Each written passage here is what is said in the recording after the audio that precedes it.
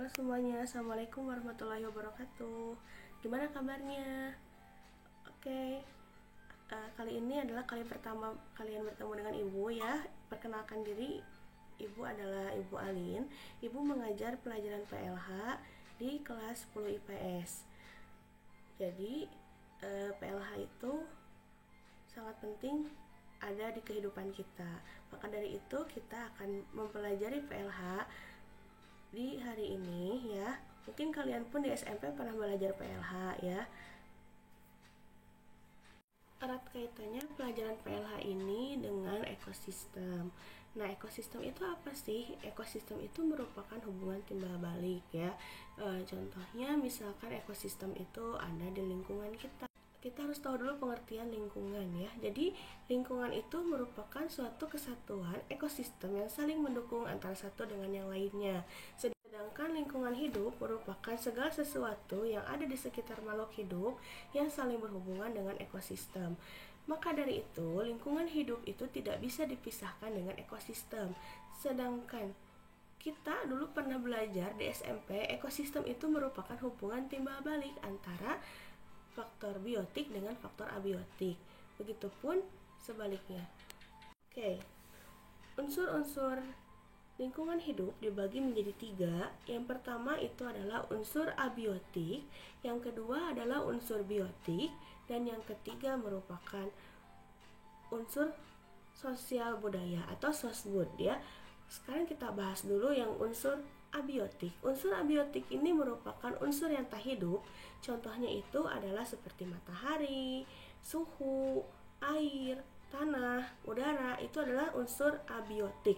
Sedangkan unsur biotik merupakan unsur yang hidup. Di antaranya adalah manusia, hewan, dan tumbuhan ya, mikroorganisme itu merupakan unsur biotik. Dan yang ketiga adalah unsur sosial budaya. Unsur sosial budaya ini merupakan unsur yang ada di sekitar kalangan. Jadi di setiap kalangan ini pasti ada dan akan berbeda.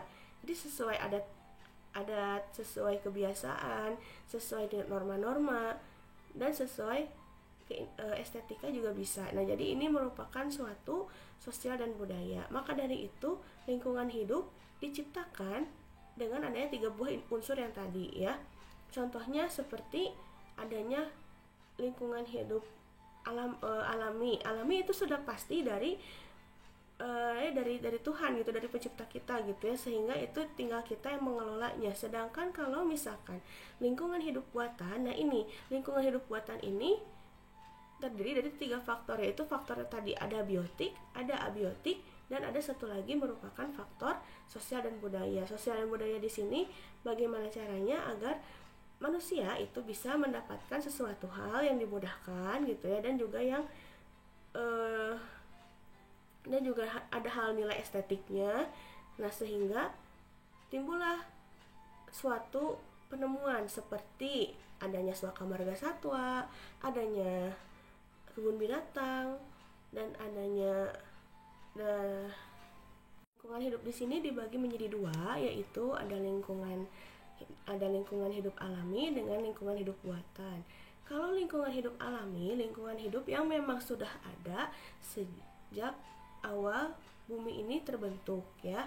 Jadi lingkungan hidup alami itu tanpa ada campur tangan dari manusia. Contohnya apa? Contohnya yaitu padang rumput, gunung, lautan. Buatan itu merupakan ekosistem yang dibuat dengan adanya campur tangan manusia atau dengan adanya pemikiran dari manusia ya. Contohnya apa? Contohnya adalah suaka marga satwa, terus kebun binatang, terus jalan, sekolah, sawah, taman, dan lain sebagainya. Itu merupakan contoh dari lingkungan hidup buatan. Oke. Nah, biasanya lingkungan hidup buatan ini dibuat untuk memudahkan pengerjaan atau memudahkan kita dalam mencapai sesuatu hal ya. Jadi contohnya pasar. Pasar itu kan untuk memudahkan kita untuk mendapatkan bahan-bahan makanan, sehingga bahan-bahan makanan itu segala sesuatunya dijual di satu wadah, yaitu yang bernama pasar. Nah, itu ya.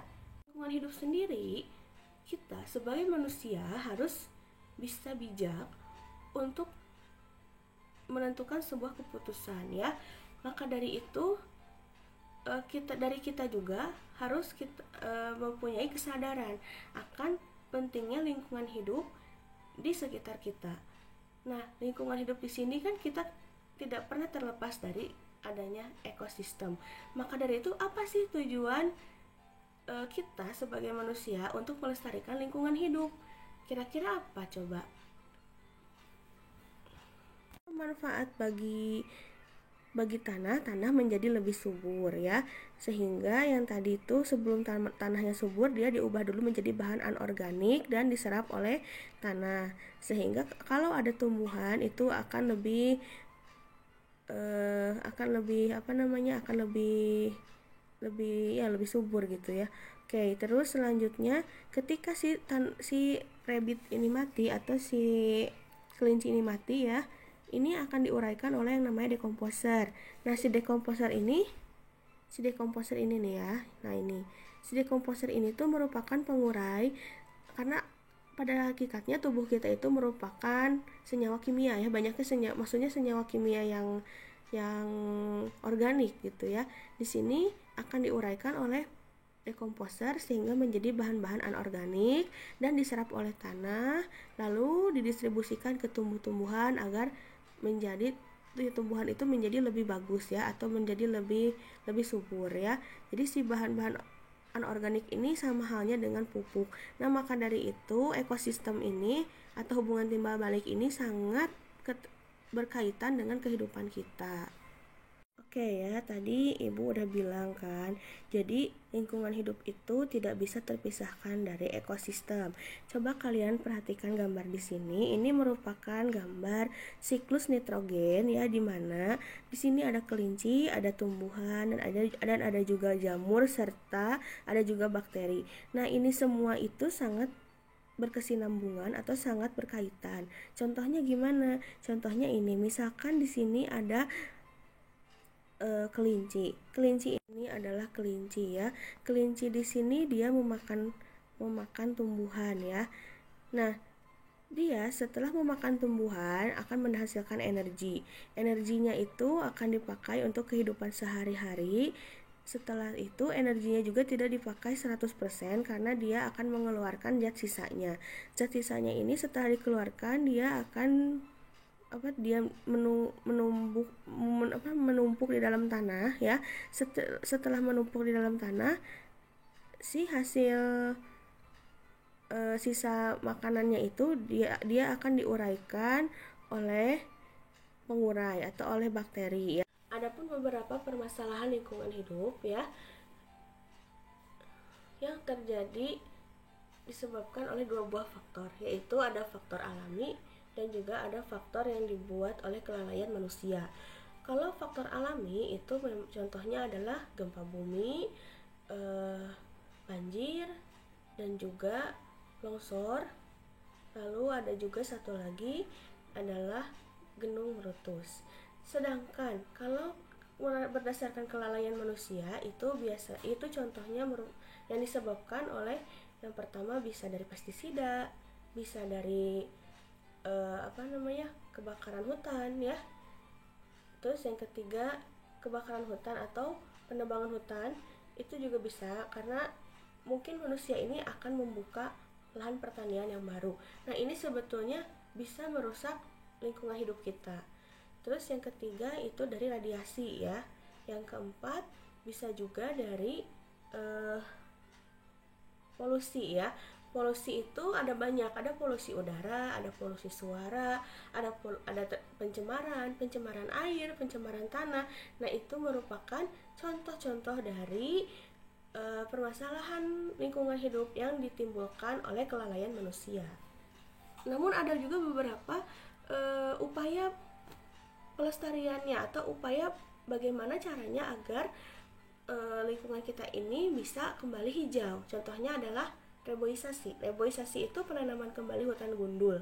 Nah, ini kita bisa melakukan ini misalkan setiap beberapa beberapa beberapa bulan sekali untuk bisa menanam 1-2 pohon saja gitu ya.